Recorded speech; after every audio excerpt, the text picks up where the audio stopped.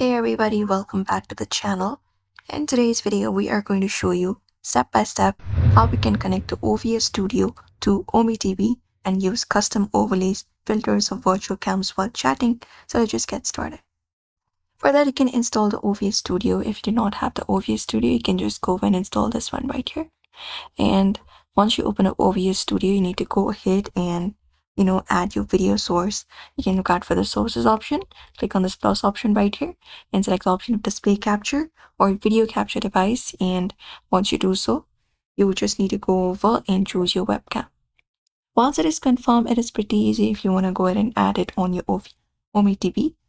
So for that, you just need to go over and turn on your OBS virtual camera and you can open up OmeTV in your browser. So go to your browser for that, type in OmeTV, hit enter, and once you hit enter, you can go to their official site and access it. Now, once you've accessed it, you will directly be finding the screen right here, and at the top, it will ask you for the permissions. So what you need to do is once you click here, if you want to give access to your OBS Studio's camera, you need to look out for this option of camera right here, select it, and select OBS virtual camera.